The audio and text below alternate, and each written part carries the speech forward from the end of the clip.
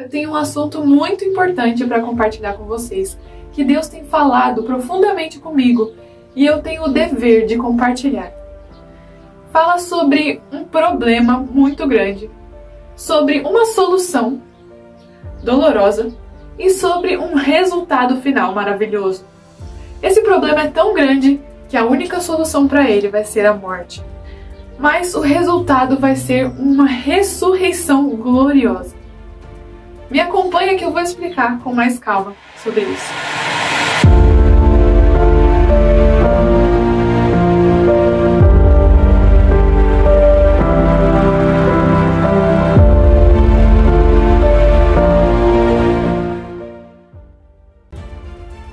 Primeiro vamos falar sobre o grande, enorme, terrível problema. Se você já estudou a história da igreja, ou então leu com atenção o livro de Atos, você deve saber que aquela igreja apostólica, aquela igreja que nasceu no dia de Pentecostes, ela era uma igreja maravilhosa, é um ideal, como as pessoas dizem. Muitos dizem que aquilo é impossível de ser vivido hoje, porque com o passar dos anos, a igreja foi mudando até que chegou nos dias que nós estamos hoje, onde ela já não é mais a mesma. Não é como era antes. Ela passou por muitas coisas, sobreviveu a guerras, pandemias, pestes terríveis, tempos muito difíceis, e mesmo assim Deus continuou guardando a sua igreja. Passou também por avivamentos enormes que atingiram as nações, mas ela nunca voltou a ser como ela era nos tempos de Atos. Acontece que sempre depois que Deus mandava um avivamento e fazia mudanças, depois de um tempo vinham os seres humanos e colocavam as suas mãos naquilo e tiravam as mãos do Espírito Santo. Então aconteceu e acontece até os dias de hoje que a igreja de Cristo, a noiva de Cristo, está dominada pelas mãos dos homens. Isso tem causado diversos problemas. Se você pegar a Bíblia, ler Atos e comparar com a igreja de hoje, eu estou falando da igreja, a modo universal, a igreja do Brasil. Todos os evangélicos, todos os cristãos, todos os católicos, compara com a igreja de Atos. Você vai ver que não é mais a mesma coisa. É uma diferença enorme. Então a gente até pensa que a solução seria um avivamento. E a gente pergunta para Deus, por que, Senhor? Por que o Senhor não envia um avivamento para transformar a igreja? Mas Ele já enviou muitos. E a igreja não mudou, porque o problema está nisso. E mesmo se Deus mandasse um avivamento, depois iam vir as pessoas, iam controlar de novo, como sempre tem feito. A organização humana.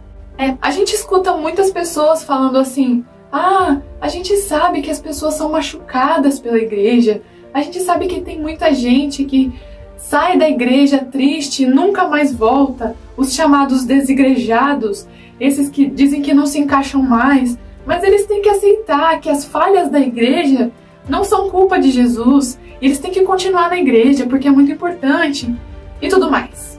A gente já ouviu esse discurso, já cansou de ouvir as pessoas sempre querendo que essas que foram machucadas voltem para a igreja.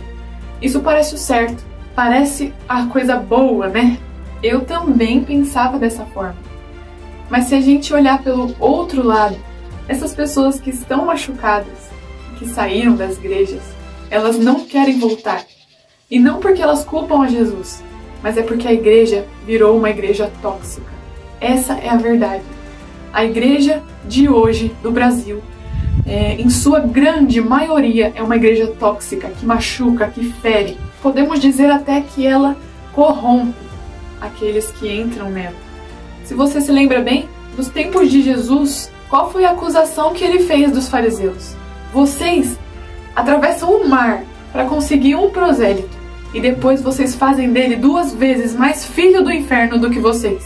Jesus, ele entrava nas sinagogas e pregava, mas a maior parte do tempo ele passava nos montes porque ele não era bem aceito nas sinagogas. Ele não era bem aceito no templo, que era dele. Ele podia ter dito, esse templo é meu, eu vou ficar ensinando aqui.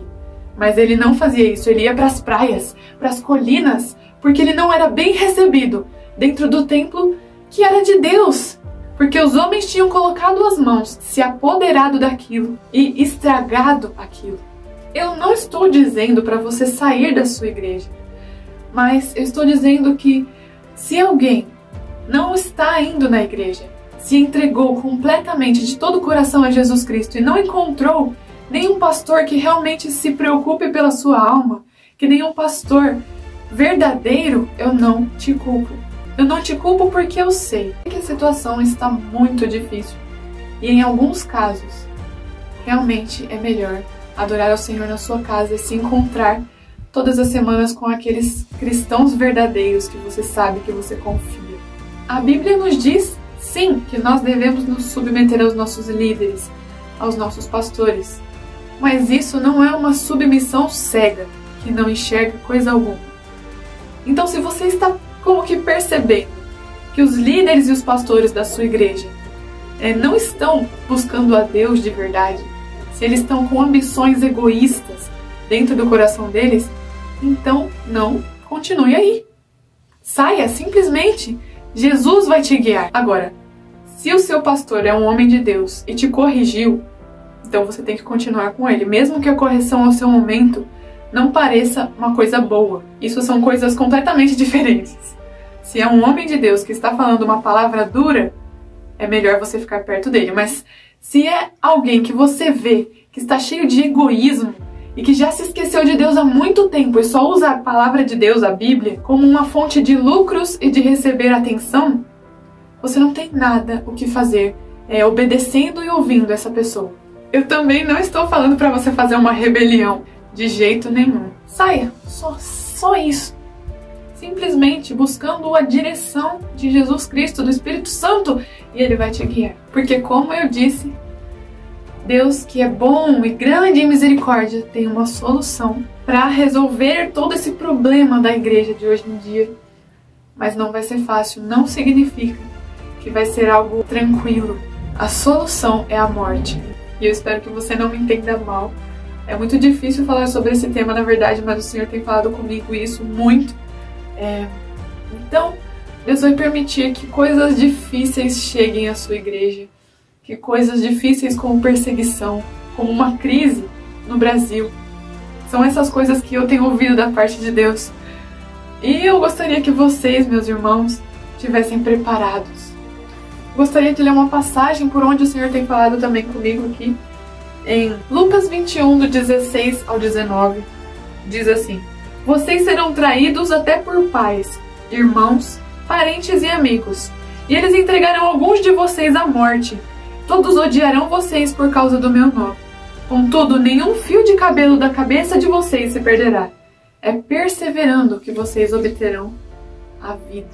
Vai ser um tempo difícil? Vai, mas também vai ser necessário. Lembra quando Jesus falou assim para Pedro: Pedro, o diabo pediu vocês para chacoalhar vocês, mas eu orei para que não lhes falte a fé. Ou seja, o que Jesus estava falando era: eu permiti, mas eu também orei para que não lhes falte a fé. A mesma coisa vai acontecer conosco nesse momento. Deus não impediu que Sadraque, Mesaque e Abednego fossem lançados na fornalha. Ele não impediu que Daniel fosse lançado na cova dos leões. Ele não impediu que Jonas fosse quase submergido no mar, depois engolido por um peixe. Ele não impediu nada disso, porque ele estava tratando com os corações de cada um, e é isso que Deus vai fazer conosco. A igreja foi invadida por muitas pessoas más. Ela foi invadida por pessoas que não se converteram de verdade e que elas conseguiram cargos altos, desde os mais altos até os mais baixos, mas elas têm o poder e elas têm o controle da religião. Tristemente, aquilo que Deus nos deu como um presente, como uma maravilha, a liberdade de Jesus Cristo hoje está dominada por essas pessoas. E para solucionar isso, Deus vai permitir que chegue uma prova muito forte, como se fosse uma fornalha de fogo, como aquela passagem de um dos profetas que diz que Deus ia chacoalhar Israel, como eles chacoalhavam o trigo, e a palha ia sair, mas nenhum grão ia perecer. Dessa forma Ele vai fazer conosco. Os que são verdadeiramente filhos de Deus, aqueles que têm se entregado para Jesus, precisam somente ficar firmes. Vai ser um momento difícil, mas nós vamos resistir. Eu não sei exatamente o que vai acontecer, mas eu tenho essas comparações que Deus tem me mostrado. Podem vir crises muito terríveis, podem vir perseguição por parte do governo e coisas semelhantes a essas. E nesse momento, nessa hora, que eu chamo de hora da morte, vai ser um momento onde vão se revelar os verdadeiros rostos. Porque quando começa uma perseguição, os falsos cristãos, os hipócritas, somem, acaba. Eles vão fazer de tudo para continuar controlando a organização, mas vai chegar um momento em que vai ser insustentável. Eles vão até perseguir os verdadeiros cristãos, com o tal de não perder o poder, porque é isso, na verdade, o que eles mais amam. É o poder que a religião oferece a eles. O poder de influência, o dinheiro, o status. Então eles não vão querer soltar isso de jeito nenhum. E se for preciso, eles vão até ir contra os próprios irmãos, né? Porque eles se dizem irmãos. Então, eu te aconselho, se você está perto de pessoas religiosas, tome muito cuidado, tá bom? Se na sua igreja os seus líderes e os seus pastores são desse tipo de pessoas religiosas que não gostam de soltar o poder, eu acho melhor você sair, porque se você ficar, a perseguição vai ser muito mais forte. Eu gostaria de tornar as coisas um pouco mais fáceis para vocês, mas você vai ouvindo a voz de Deus, do Espírito Santo, que ele vai te guiando, uma voz atrás de você dizendo vai para a esquerda ou então vai para a direita, como diz a palavra do Senhor. Mas não tenham medo, fiquem em paz. Deus tem um bom plano, Jesus Cristo sempre tem um bom plano. Lembra que eu falei que o resultado final vai ser uma gloriosa ressurreição? É isso mesmo que vai ser. Então nós podemos ter essa confiança de que vai dar tudo certo no final e de que nós não vamos ser destruídos. Lembre-se sempre, Deus tem um bom plano. Mas também a gente não pode ficar dormindo. Aqui em Lucas 21, versículo 34, está escrito: tenham cuidado para não sobrecarregarem o coração de vocês de libertinagem, bebedeira e ansiedades da vida. E aquele dia venha sobre vocês inesperadamente, porque ele virá sobre todos os que vivem na face de toda a terra. Estejam sempre atentos e orem para que vocês possam escapar de tudo o que está para acontecer e estar em pé diante do Filho do Homem. Eu sei que essas passagens são meio apocalípticas e estão falando lá do final, mas o Senhor tem falado comigo através dessas passagens, então a gente pode tirar daí aquilo que o Espírito Santo quer nos dizer. Para nós não termos medo, para nós termos essa paz que Jesus nos deu, porque Ele vai estar conosco, mas para também nós vigiarmos e tomarmos cuidado, porque vai ser um tempo em que nós precisamos estar atentos. E agora, finalmente, eu quero falar um pouco sobre a gloriosa ressurreição. Tudo de bom, tudo de maravilhoso. A restauração da igreja antes de que Jesus volte, ela vai ser uma igreja forte, uma igreja poderosa, uma igreja que vai mudar o mundo inteiro, de verdade. Jesus vai nos tirar daqui, nós não vamos estar amedrontados, não vamos ser os coitadinhos. A igreja vai estar de pé diante do Filho do Homem, como nós acabamos de ler, para que possamos estar de pé antes de que Jesus volte. Vai ter o maior de todos os avivamentos do mundo. E eu tenho fortes indícios para acreditar que vai começar aqui no Brasil. O Senhor não me disse isso, entendeu? Mas eu tô só conjecturando isso. Mas o Senhor me falou assim que vai restaurar a igreja, que ela vai ser forte. Não apenas isso, mas o Senhor vai reunir todo o seu povo em um, de modo que a igreja vai ser uma, assim como era nos tempos de Atos. Eu sei que isso parece muita loucura, mas a igreja hoje ela está muito dividida em vários pensamentos diferentes, em várias placas diferentes, em várias denominações diferentes, com muitos costumes diferentes. E a questão é, aqueles que são irmãos não se chamam de irmãos por conta dessas coisas todas. E aqueles que são falsos, que são hipócritas, a gente muitas vezes chama de irmão só porque está sob os mesmos costumes dos nossos. Entendeu? Isso não é de Deus. O Senhor quer que os filhos dele sejam um. Isso está escrito na Bíblia. Então, aqui em João 10, está escrito assim, versículo 16. Tenho outras ovelhas que não são deste aprisco. É necessário que eu as conduza também. elas ouvirão a minha voz, e haverá um só rebanho e um só pastor. E pode ser que esse versículo esteja querendo falar do milênio, quando Jesus vai ser o rei sobre toda a terra. É verdade. Mas a vontade de Jesus é que a sua igreja seja uma, e ele vai fazer isso, ainda nesses tempos da graça. Pode acreditar. E se você não acredita, pergunta para Deus, ele vai te falar. Foi a religião organizada pelos homens que colocou toda essa divisão no nosso meio, mas essa não é a vontade de Deus. Então a igreja restaurada, que foi refinada pela fornalha, que foi já sacudida, que já foi passada pela morte, chegou na ressurreição, ela vai ser diferente. Não como nós vemos hoje, tanta divisão, tanta discussão. Nós vamos estar unidos pelo Espírito de Jesus Cristo e porque nós acreditamos e amamos nele e amamos uns aos outros. São os dois principais mandamentos. Então, só recapitulando, vamos lembrar, existe um grande problema na igreja atual, que na verdade é mais de um, né? Mas ela está dividida, ela está tóxica, ela está... Bom, você sabe. Existe uma solução que vai ser difícil, que vai ser dura, que todos nós vamos ter que passar por isso, mas aqueles que não estiverem perto das pessoas tóxicas da religião vão sofrer um pouco menos. Nós podemos ter essa esperança, essa certeza de que vai ficar tudo bem se nós realmente seguimos a Jesus Cristo.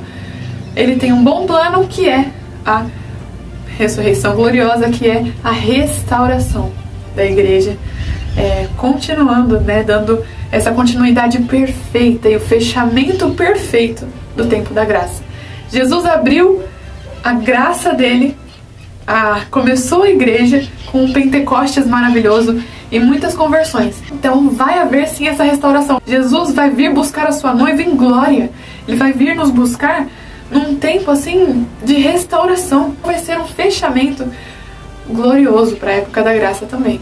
E só para finalizar, eu vou rapidamente ler um texto que eu escrevi nesses dias. Uau! Quem diria? Depois de tanto tempo ouvindo o Senhor Deus falar, agora finalmente a hora vai chegar. Aquilo que antes ficava só na minha imaginação, agora acontecerá diante dos meus olhos. Foram noites, tardes, manhãs e madrugadas acordadas, somente ouvindo e entendendo essa palavra. Às vezes sorrindo, às vezes chorando, às vezes clamando e intercedendo, às vezes me confortando, às vezes me doendo, e muitas vezes imaginando o que acabaria acontecendo. Talvez nada aconteça bem como eu imaginei. Se eu quero logo ver, é claro que eu quero. Já faz tanto tempo que eu espero, e sei que será doloroso, mas qual é o trigo que cresce sem a semente morrer? E qual é o parto que não se sinta doer? Qual é o ouro purificado sem antes passar pelo fogo? E qual campo está pronto sem antes ter sido arado? Da mesma forma eu pergunto, como a igreja da nossa geração pode estar pronta, viva, pura e frutífera sem passar tribulação? Por que se surpreende que tenhas que passar pela fornalha da aflição? Acaso não vês que doces frutos nascerão? Por isso enxugue suas lágrimas, seja consolada. Ainda que sejas destruída, serás reedificada. A dor dura só um momento, segure firme na mão de Jesus. Ele caminha contigo no vale da sombra da morte e te guia pela cruz. Naquela que ele sofreu pode te consolar, e na dor que ele suportou te dá forças para passar. Mas saiba que como ele vive, você também viverá. Era isso o que Deus tanto me falava, enquanto eu apenas esperava. Deixe o lamento e sofra esse momento, porque Ele que fez a ferida e Ele mesmo a curará. Ele permitiu a morte, mas também ressuscitará, e viveremos diante dele. No momento de rir, a alegria será tanta que não vai caber apenas em um coração. Será transbordada e recebida por um grande número de irmãos, se unindo no mesmo espírito, assumindo a mesma missão.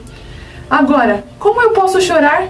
Doeu? Sim, mas agora já passou. E a alegria transbordou, e o meu coração cantou, um novo cântico entoou. Suas mãos levantou, e louvores bradou. O mundo inteiro ouviu, todo mundo parou. A glória de Deus se derramou, e cobriu a terra, como as águas cobrem o mar.